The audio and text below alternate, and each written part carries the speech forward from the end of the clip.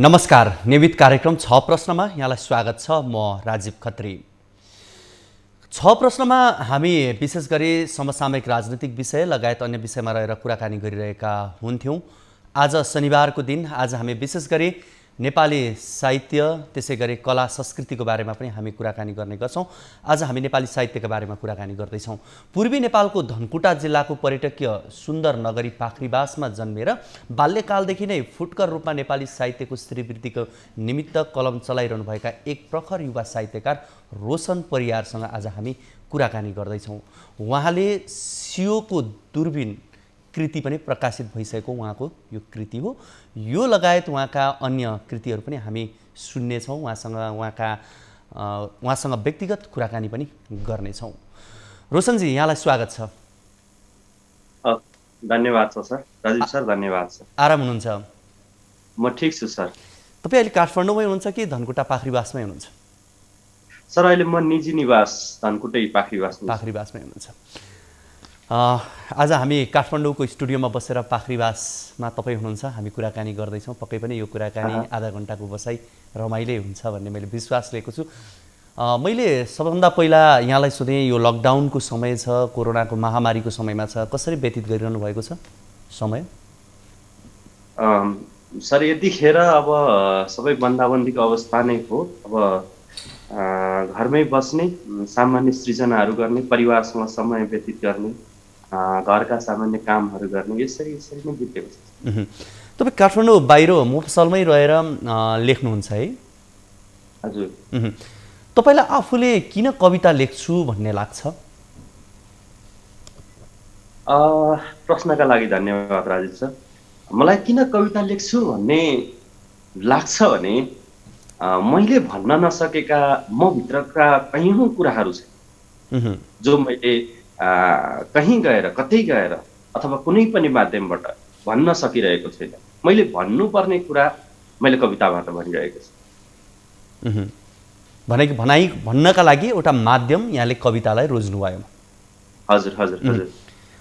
लेखाइमा तपाईँको निजीपन के हो र तपाईँको शैली के हो?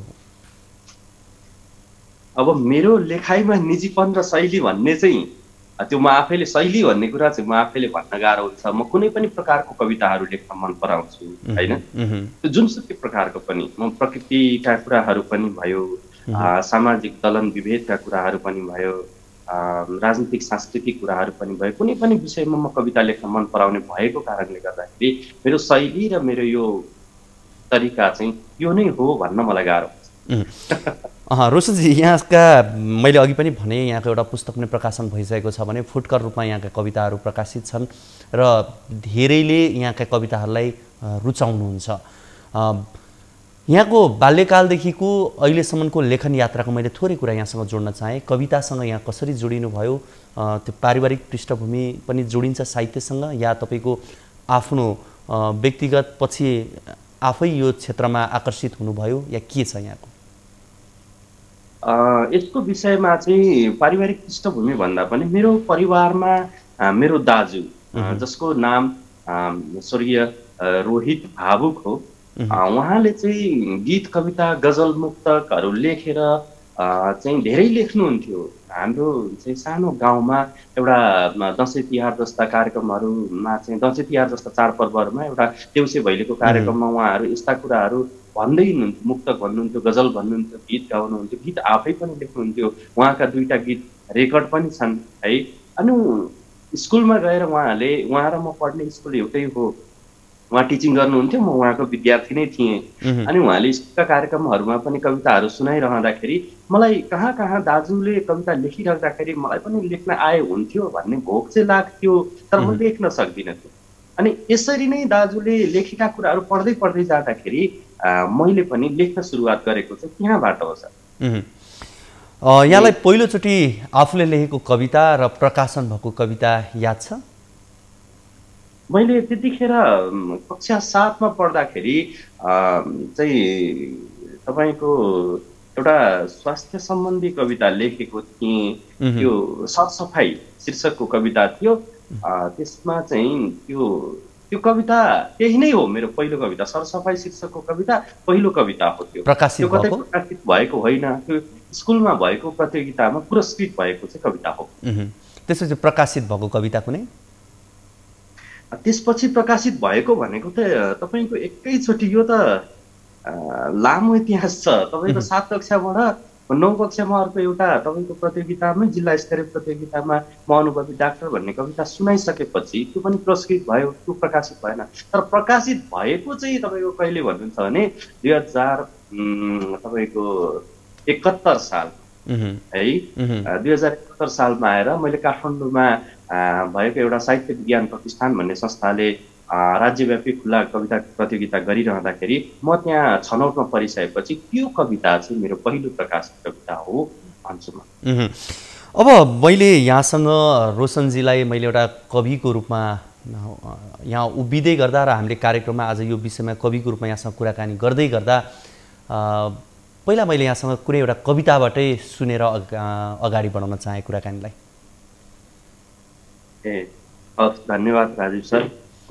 अबको पालोमा म तपाईँलाई लगायत तपाईँको मार्फतबाट न्युज 24 टिभीलाई एउटा कविता सुनाउँछु। कविताको शीर्षक रहेको छ सिक्का र नोट। मैले यतिखेर विनम्रतापूर्वक निवेदन के गर्छु भने सिक्का र नोट एउटा सिम्बोलिक कविता हो। यो असमानता र विभेदका विरुद्धमा संकेत गर्न खोजिएको एउटा सिम्बोलिक कविता भन्छु। यति भन्दै म मेरो कविता सुरु गर्छु। सिक्का र नोट। सिक्काहरूको एउटा मिठो सपना हुन्छ नोट बन्ने।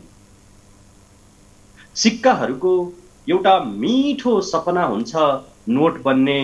यसकारण पनि नोटहरूले नोट भइदिइरहनुपर्छ ताकि सिक्काहरूले नोट बन्ने अधुरो सपना देख्न पाइरहन्, ताकि सिक्काहरूले आफै बेचिने धमिलो सपना देख्न पाइरहन्।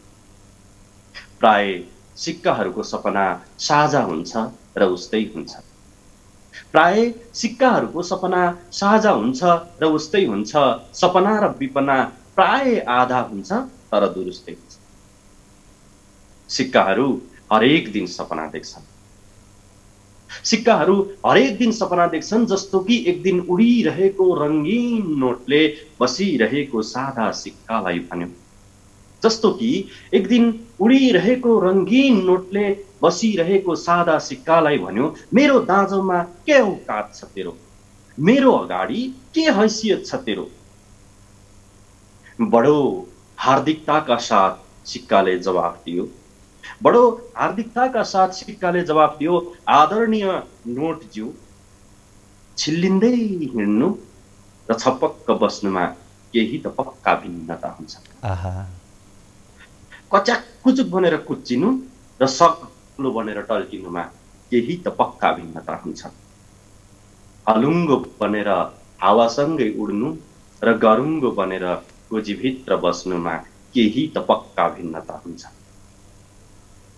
जिउँदैमा मुर्दा जस्तो पानीमा तैरिनु र तैरिएर तडपिएको तमासा हेर्न पानी मुनि गइरिनुमा केही त पक्का भिन्नता हुन्छ। भिन्नता यस्तो हुन्छ कि हजुर कुनै पनि बेला च्यातिन सक्नुहुन्छ, डढेर खरानी बन्न सक्नुहुन्छ, उडेर आकाशमा बिलाउन सक्नुहुन्छ।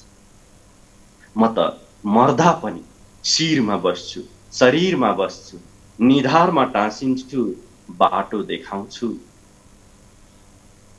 हजुर जसको हातमा पुग्नुहुन्छ सबैभन्दा पहिले दोब्रिनुहुन्छ, भाँचिनुहुन्छ, खुम्चिनुहुन्छ, मैलिनुहुन्छ।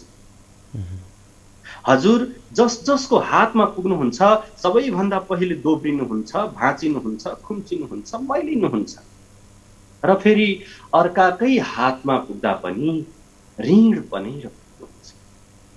त्यसैले हजुर लङ्गडो तानाशाह जस्तो देखिनुहुन्छ, त्यसैले हजुर निर्दो निरङ्कुश जस्तो देखिनुहुन्छ।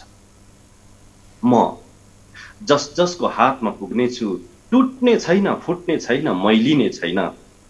बरु निर्णय गर्न गाह्रो भएको बेला माथि उफ्रनेछु र तल झर्दा निर्णायक भइसक्नेछु। र फेरि अर्काकै हातमा पुग्दा पनि भेटी बनेर पुग्नेछु। एक सिक्काको दुई पाटो भन्ने मिठो उखान बनेर पुग्नेछु। त्यसैले म आदिम कालदेखिको संस्कार जस्तो देखिनेछु। त्यसैले म फैसलाको विश्वासिलो आधार जस्तो देखिनेछु। म प्राय मन्दिरमा बस्छु, मेरा आफन्त नै भगवान हुन्छ। म सिक्काको कुरा गरिरहेको छु। म प्राय मन्दिरमा बस्छु, मेरा आफन्त नै भगवान हुन्छन्। म प्राय मन्दिरमा बस्छु, मेरा आफन्त नै भगवान हुन्छन्। हजुर घर घरमा बस्नुहुन्छ, हजुरका आफन्त नै प्राय दुश्मन हुन्छ। नभुल्नुहोला हजुर म भन्दा 1000 गुना ठुलो हुनुहुन्छ, तैपनि एकै पटकमा च्यातिनुहुन्छ। म हजुर भन्दा 1000 गुना सानो छु, तर 1000 पटकमा पनि च्यात्न सक्दैन मलाई। म माटाको खुत्रुकेमा पनि सुरक्षित हुन्छु। म माटाको खुत्रुकेमा पनि सुरक्षित हुन्छु, हजुर बैंकको बाकसमा पनि असुरक्षित हुनुहुन्छ। मेरो औकात नभएकै कारण हजुरको रवाफ बढेको हो। मेरो औकात नभएकै कारण हजुरको रवाफ बढेको हो। मेरो हैसियत नभएकै कारण हजुरको दबाव बढेको हो। माफ गर्नुहोस्, गाढालाई गाढा भन्न पनि फिक्का चाहिन्छ। माफ गर्नुहोस्, गाढालाई गाढा भन्न पनि फिक्का चाहिन्छ। नोटलाई नोट भन्न पनि सिक्का चाहिन्छ। हस्, धन्यवाद सर। रोशनजी, पक्कै पनि यो कविता यहाँले जसरी यहाँको वाचन शैली, शब्द, यी सबै कुरा यसरी मिलेका थिए, जति यहाँले वाचन गरिरहनु भएको थियो सुनिरहनु लागिरहने। कसरी यहाँलाई कविता लेख्नका लागि के कुराले प्रेरित गर्छ? अझ भनौँ, तपाईँले कविता लेख्दा के कस्ता अनुशासित हुनुपर्छ भन्ने कुरालाई यहाँले जोड दिनुहुन्छ? कविता लेख्दाखेरि मलाई चाहिँ लाग्छ एउटा भनौँ न, तपाईँको के कुराले लेख्न प्रेरित गर्छ भनिरहँदाखेरि चाहिँ मलाई कुनै पनि कुराले, अलिकति कविता लेख्ने मान्छे भावनात्मक हुन्छन्, कोमल मनका हुन्छन्, यिनीहरूलाई साना साना कुराले पनि छोइरहेको हुन्छ। यिनी साना कुराहरूलाई बुनेर यिनीहरूले कविता लेख्छन् भन्ने खालको एउटा कुरा छ। त्यो कुरालाई मैले पनि स्वीकार्छु। भनेदेखि मैले लेख्ने कविता यस्तै हुन्छन् अथवा मैले यसरी नै कविता लेख्नुपर्छ भन्ने कुरा चाहिँ मलाई त कहिले पनि सोच्न आउँदैन। हुन्छ रोशनजी, हामी यो कुराकानीलाई फेरि हामी निरन्तरता दिनेछौँ। यति बेला भने पालो भएको छ छोटो ब्रेकको।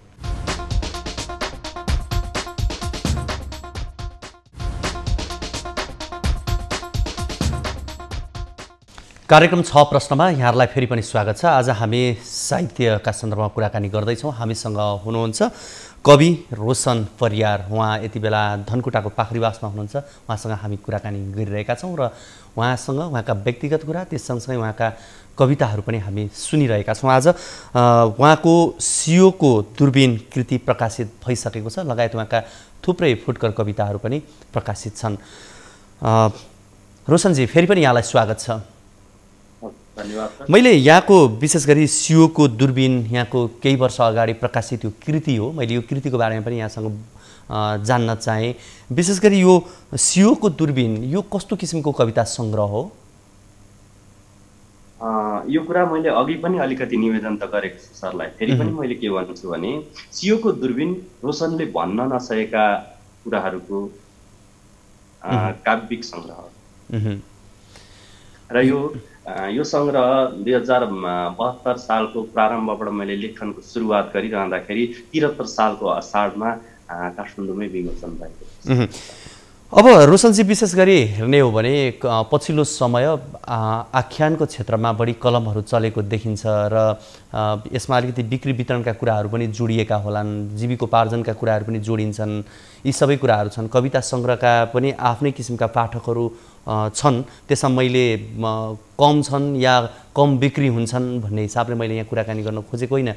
तर लेखकीय हिसाबले कविता सङ्ग्रहहरू प्रकाशन गरेर त्यसका बिक्री वितरण गरेर या म जीविकोपार्जनका लागि एउटा सक्षम कवि बन्न सक्छु भन्ने अवस्था अहिले कतिको देख्नुहुन्छ यहाँले? यो विषयमा चाहिँ मेरो अलिकति फरक मत होला है सर। मैले आफ्नो कुरा यसरी राख्छु। म कविता पहिलो कुरा त म कहाँ रमाउँछु है, मलाई सन्तुष्टि कहाँ मिल्छ, मैले आख्यान लेखिराख्दा मिल्छ, कविता लेखिराख्दा मिल्छ, या त म अरू कुनै तपाईँको सिङ्गिङ हुनसक्छ, डान्सिङ हुनसक्छ, या अरू कुनै कुरा हुनसक्छ है। कुन कुराले म खुसी हुन्छु, पहिलो कुरा त त्यो हो।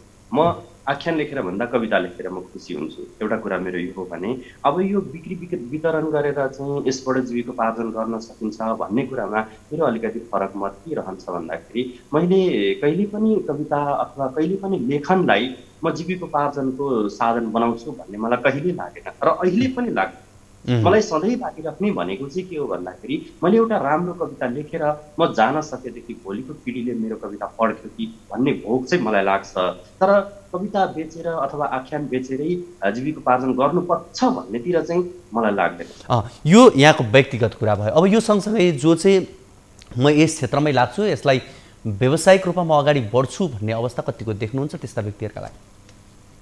यो अवस्था चाहिँ मैले सोचेको पनि छैन। अब चाहिँ अहिलेको नेपाली साहित्यमा त्यो प्रचलन थोरै थोरै हाबी भएको छ, त्यस कुरालाई चाहिँ नस्वीकार्ने भन्ने कुरा हुँदैन, त्यो उहाँहरूको सोचको कुरा हो भनेदेखि म यसबाट चाहिँ अलिक परै छु। त्यसै पनि नेपालको पूर्वी क्षेत्र साहित्यका लागि र कलम चलाउनेहरूका लागि एउटा उर्वर भूमिको रूपमा पनि लिइन्छ। यहाँ धनकुटाको पाखरीवास त्यसै पनि यो सुन्दर ठाउँ जहाँबाट सङ्खुवासभा, भोजपुर लगायतका क्षेत्रहरू त्यही बाटो भएर जाने एउटा त्यो बाटो पनि हो।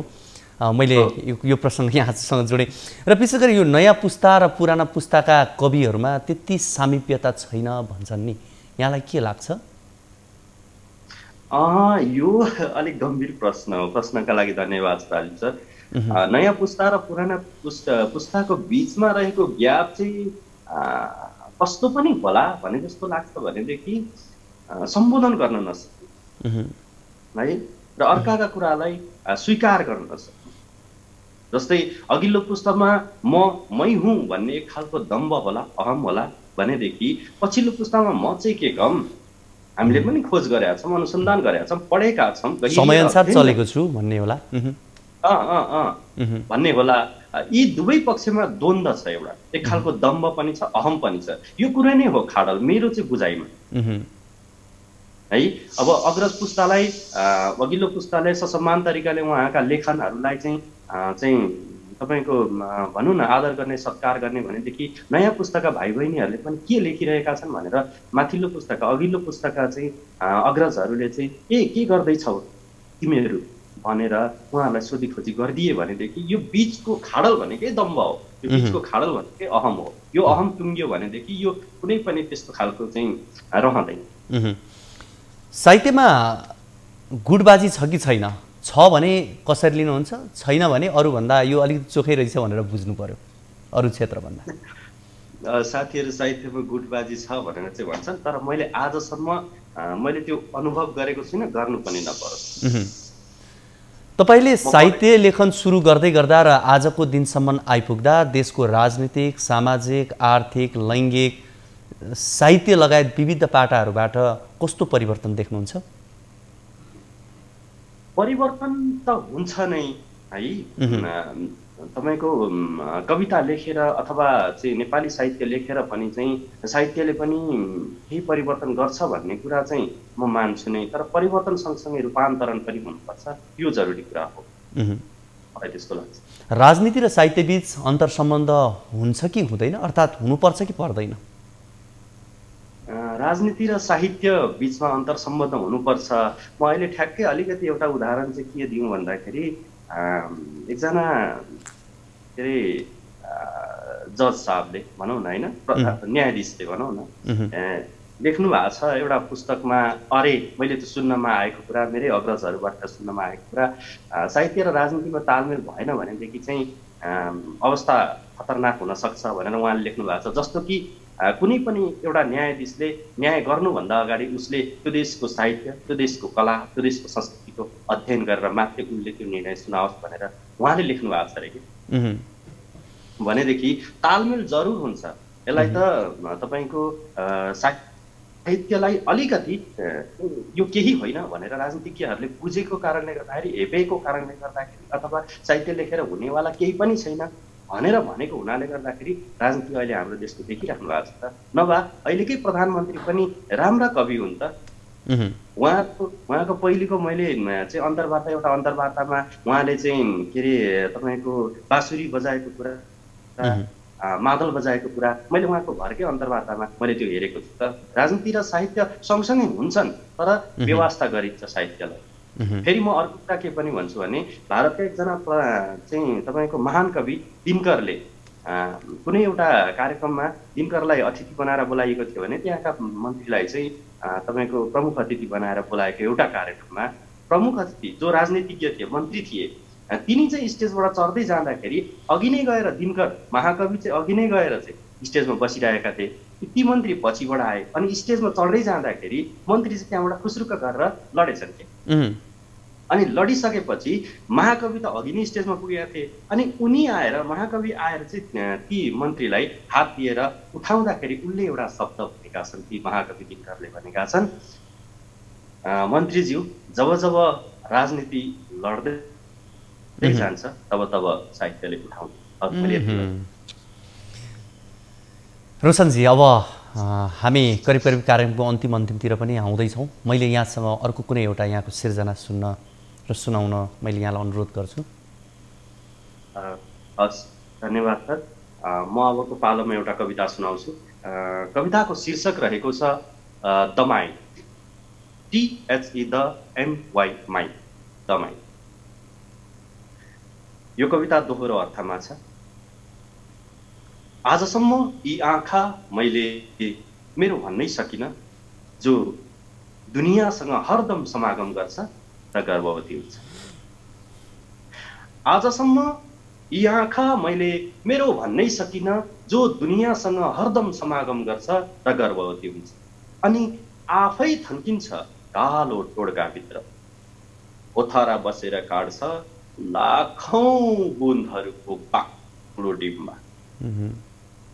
यी आँखा भन्दा शालीन बलात्कारी अरू हुनै सक्दैन। मेरो आँखाबाट दृश्य खोसिएपछि मेरो आँखाबाट दृश्य खोसिएपछि दमाई आई भन्नै सकिन। आजसम्म यी आँखा मैले मेरो भन्नै, बाँच्नको लागि खान पर्ने कि खानैका लागि बाँच्न पर्ने, बाँच्नको लागि खान पर्ने कि खानैको लागि बाँच्न पर्ने, मुर्दा घाटबाट उडेको नुनिलो धुवाँ खानै पर्ने हो भने यो मुख मेरो होइन जो लास निलेर अगाउँछ भने, कसैको वेदना तन तनी चुसेर उसैको सामु पीडाको खिल्ली उडाउँदै हाँसिदिने, कसैको प्रगाढ ममता र स्नेह लुटेर उसैका सामु धारिलो जिब्रोले आत्मीयताको निर्मम हत्या गर्छ भने यो मुख मेरो होइन। हुँदै होइन, यो मुख मेरो हुँदै होइन।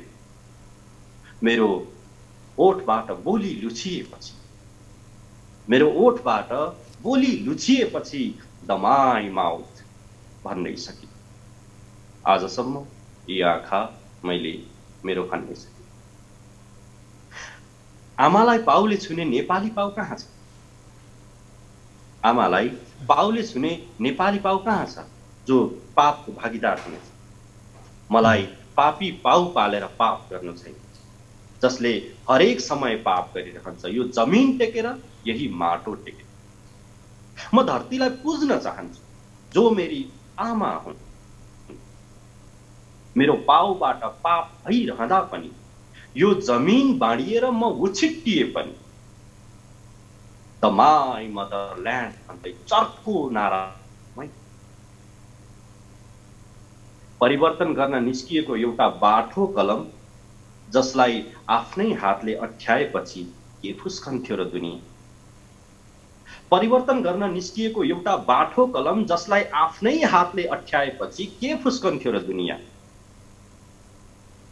यसरी ज्याद्रो साङ्लोले टन टनी कसे गोठमा एक हुल वस्तु बाँधे चाहिँ कागजमा एक मुठी सास बाँधेर मेरो रुद्र घण्टीमा पासो लगाउने यी जल्लादी हत्केला म कसरी मेरो मेरो हातबाट अधिकार खोसिएपछि मेरो हातबाट अधिकार खोसिएपछि द माई ह्यान्ड भन्नै सकिन। आजसम्म यी आँखा मैले मेरो भन्नै सकिन। तिमीले तिम्रै लिपिमा THE द MY माई भन्दा के हुन्छ बुझ्दिन म। तिमीले तिम्रै लिपिमा THE द MY माई भन्दा के हुन्छ बुझ्दिन म। मैले मेरो लिपिमा दमाई भन्दा कसैले बुझाउनु पर्दैन। अब भन प्रिय पृथ्वी, अब भन प्रिय पृथ्वी, तिम्रो कुन खण्डलाई THE द MY माई भनु? तिमी मान्छेको कुन रङलाई दमाई भन्छ? धन्यवाद सर। धेरै धेरै धन्यवाद सर यो कुराकानीको लागि र यो महत्त्वपूर्ण समय र संवादको लागि यहाँलाई धेरै धेरै धन्यवाद दिन चाहन्छौँ। धन्यवाद सर राजीव सर। सँगसँगै मलाई यहाँसम्म ल्याउनु हुने प्रिय सर गणेश कार्कीज्यूलाई पनि यतिखेर मैले सम्झिन चाहेँ भनेदेखि धेरै धेरै धन्यवाद छ। राजीव सर लगायत न्युज 24 का सम्पूर्ण टिमलाई मेरो आभार छ। हामीसँग हुनुहुन्थ्यो कवि रोशन परियार। आजको कार्यक्रमको निर्धारित समय सकिसकेको छ। भोलिको कार्यक्रममा हामी नयाँ अतिथि र नयाँ विषयसँग रहेर कुराकानी गर्न आउने नै छौँ। तबसम्मका लागि बिदा दिनुहोस्। हवस् त, नमस्ते।